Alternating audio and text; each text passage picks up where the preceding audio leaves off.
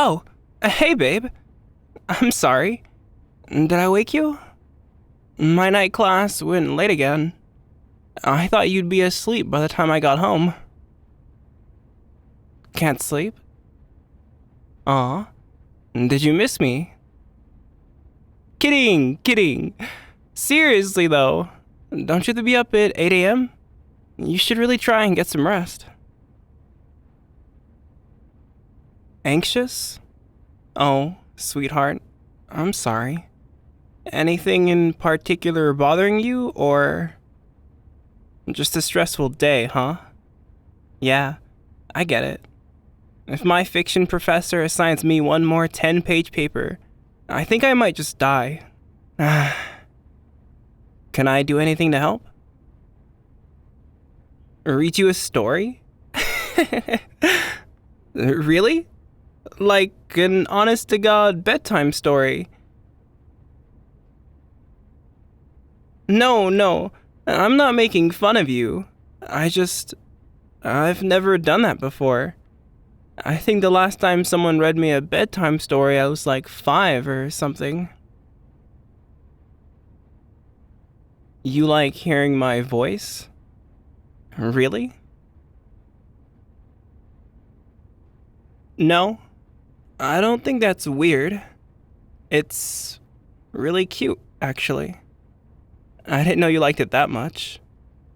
Well, if you think listening to me ramble on will help you relax, then sure. Why not? But I'm picking the story. I do not have bad taste. Rude. That is what you are.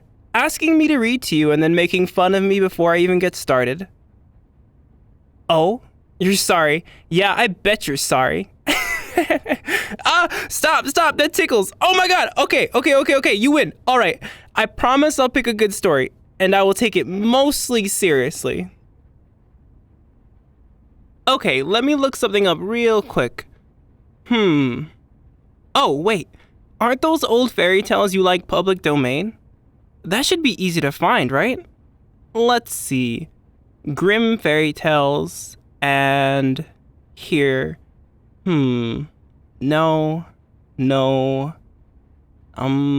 Oh, here we go. Rapunzel. I know that one. Okay, you comfy? All tucked in? Cool. You're so cute, you know? All snuggled up. Makes me want to steal a kiss. I am not a goof. I'm your boyfriend. Nice to meet you. Anyways, there once lived a man and his wife who had long wished for a child, but in vain. Okay, what is up with all these fictional couples being infertile? No, I'm serious. Like, is there something in the fairy tale water, or did medieval peasants just not eat enough? Or, I'm taking this seriously. I just have so many questions. Some very valid questions. Now shush. At last the woman believed that God would grant her desire. Now there was at the back of their house a little window which overlooked a beautiful garden full of the finest vegetables and flowers. But there was a high wall all around it, and no one ventured into it, for it belonged to a witch of great might, and of whom all the world was afraid. Fair, I guess. Always gotta beware witches in these kind of stories. One day the wife was standing at the window and looking into the garden. She saw a bed filled with the finest rampion and... Rampion? What the hell is rampion? No, I need this explained or my immersion's gonna be broken. Hang on, I'll look it up. No way. Rampion, also known as Rapunzel, is a species of bellflower commonly grown for its leaves. Are you telling me this princess is named after lettuce? Who names their kid after lettuce? That's gotta be a form of abuse. Why are you laughing at me?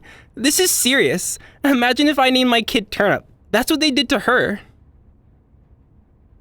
The Grimm brothers are just like that? Oh god. What other nonsense is in here that Disney didn't cover? Okay, fine. I'll keep going. Just know that I heavily disapprove of the actions of this fairy tale couple. Rampion. God. One day the wife was standing at the window and looking into the garden. She saw a bed filled with the finest rampion, and it looked so fresh and green that she began to wish for some, and at length she longed for it greatly. This went on for days, and as she knew she could not get the rampion, she pined away and grew pale and miserable. Then the man was uneasy and asked, "What is the matter, dear wife?" "Oh," she answered, "I shall surely die unless I can have some of that rampion to eat that grows in the garden at the back of our house." You know what? I would make fun of her for this, but this is exactly what you sound like when you don't eat. Oh, yes it is. Remember that time our pizza delivery was an hour late?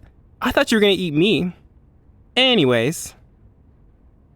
The man who loved her very much thought to himself, "Rather than lose my wife, I'll get some rampion. Cost what it will." Aw, well that's nice. Hey babe, if I was going to die if I didn't get a buffalo chicken wrap, would you? Hey, no hitting me with the pillow, or I'll take it from you, okay? So, in the twilight, the man climbed over the wall into the witch's garden, plucked hastily a handful of rampion, and brought it to his wife. She made a salad of it at once, and ate of it to her heart's content. But she liked it so much, and it tasted so good, that the next day she longed for it thrice as much as she had done before. If she was to have any rest, the man must climb over the wall once more. I think this lady has a problem. So he went in the twilight again, and as he was climbing back, he saw all at once the witch standing before him. He was terribly frightened as she cried, "How dare you climb over into my garden like a thief and steal my rampion? It shall be the worse for you." "Oh," he answered, "be merciful rather than just. I have only done it through necessity, for my wife saw your rampion out the window and became possessed with so great a longing that she would have died if she could not have some to eat." Then the witch said, "If it is all as you say, you may have as much rampion as you like, on one condition. The child that your wife will bear must be given to me, and I will care for it like a mother." "No. Do not tell me they sell this poor kid for some lettuce." "Oh my God, they totally do. And then the witch names her Lettuce. Oh, poor Lettuce. We hardly knew ya."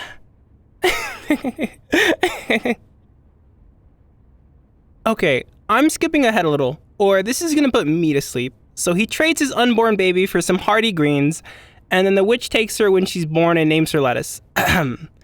Rapunzel, as she puts her in the tall tower. Yep, now this sounds familiar. Okay, and when she wants to come in, she says, "Rapunzel, Rapunzel, let down your hair." Rapunzel had beautiful long hair that shone like gold. When she heard the voice of the witch, she would unbind the plaits of her hair and let it down below, and the witch would climb up it. After they had lived thus a few years, it happened that as the king's son, here's the prince. As the king's son was riding through the woods, he came to the tower, and as he drew near, he heard a voice singing so sweetly he stood still and listened. It was Rapunzel in her loneliness trying to pass away the time with sweet songs. The king's son wished to go to her, and sought to find a door in the tower, but there was none. So he rode home. But the song had entered into his heart, and every day he went into the woods and listened to it. Cute? Or creepy? Depends on your taste, I suppose. Once, as he was standing there under a tree, he saw the witch come up, and listened while she called out, "Rapunzel, Rapunzel, let down your hair." Then he saw how Rapunzel let down her long hair, and how the witch climbed up by it and went to her. And he said to himself, "Since that is the ladder, I will climb it and seek my fortune." No, I'm sorry, I'm trying. It's just, that's so creepy. Seek his fortune? What in the world? Okay, yes, I know you're trying to sleep. Personally, I think my commentary is very additive. Thank you. Fine, I will stop interrupting. Or I'll try. No, that's the best you're gonna get. I will try. The next day, as soon as it began to grow dusk, the prince went to the tower and cried, "Rapunzel, Rapunzel, let down your hair." And she let down her hair, and the king's son climbed up by it. Rapunzel was greatly terrified when she saw that a man had come to her, for she had never seen one before. Holy shit. But the king's son began speaking so kindly to her, and told how her singing had entered into his heart, so that he could have no peace until he had seen her himself. Then Rapunzel forgot her terror, and when he asked her to take him for her husband, and she saw that he was a young and beautiful, she thought to herself, I certainly like him much better than old Mother Gothel, and she put her hand into his hand. What? No, I know I said, but come on, are you hearing this? The first man she ever meets, and she just like, yeah, sure, this one. He's better than the evil witch, so he's good enough. Get some standards, you poor woman. Get a better name and some standards. God, you're telling me these stories are for kids? What are they supposed to be learning from this? Avoid leafy vegetables? Okay, so she said on the prince, fine, whatever. She said, I would willingly go with thee, but I do not know how I shall get out. When you come, bring each time a silken rope, and I will make a ladder, and when it is ready, I will get down by it out of the tower, and you shall take me away on your horse. They agreed that he should come to her every evening, as the old woman came in the daytime. So the witch knew nothing of all this until once Rapunzel said to her unwittingly, Mother Gothel, how is it that you climb up here so slowly, and the king's son is with me in a moment? Wait. Okay, can I just say something though? Just real quick here, please? Yes? Okay, what just happened here? She comes up with this great idea to make a ladder and they keep it all a secret for how long and then she just gives it all away? Why? I cannot just roll with it. I'm sorry. There are just too many poor writing decisions here and things just happen. I mean, where is the character agency? Brothers Grimms do not deserve their stellar reputation if this is all their stories are like. You know what? Whatever.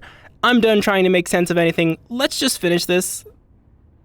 Okay, so Rapunzel spills the beans, the witch gets all mad, and in her anger, she seized Rapunzel by her beautiful hair, and then grasping a pair of shears in her hand, snip, snap, the beautiful locks lay on the ground. And as she was so hard-hearted that she took Rapunzel and put her in a desert place where she lived in a great woe and misery. Sounds about right. The same day on which she took Rapunzel away, she went back to the tower in the evening and made fast the severed locks of hair to the window. And the king's son came and cried, Rapunzel, Rapunzel, let down your hair. And then she let the hair down and the king's son climbed up. But instead of his dearest Rapunzel, he found the witch looking at him with wicked glittering eyes. Aha, she cried, mocking him. You came for your darling, but the sweet bird sits no longer in the nest and sings no more. The cat has got her and will scratch out your eyes as well. Rapunzel is lost to you. You will see her no more. The king's son was beside himself with grief, and in his agony he sprang from the tower. What the fuck? Okay. Nope, not even touching that. In his agony, he sprang from the tower. He escaped with life, but the thorns on which he fell put out his eyes. Then he wandered blind through the woods, eating nothing but roots and berries, and doing nothing but lament and weep for the loss of his dearest wife. So he wandered several years in misery until at last he came to the desert place where Rapunzel lived with her twin children that she had borne, a boy and a girl. Children? When did that happen? At first he heard a voice that he thought he knew, and when he reached the place from which it seemed to come, Rapunzel knew him, and fell on his neck and wept, and when her tears touched his eyes they became clear again, and he could see with them as well as ever. Then he took her to his kingdom where he was received with great joy and they lived long and happily. Wow, well, there you go. A happy ending, twin terrors notwithstanding. This has been Storytime with your amazing boyfriend, and I do hope you've enjoyed. You feeling any better, babe? Babe? Oh, you're asleep. Well, what do you know? I guess it did work after all. Aw, come here, sweetheart.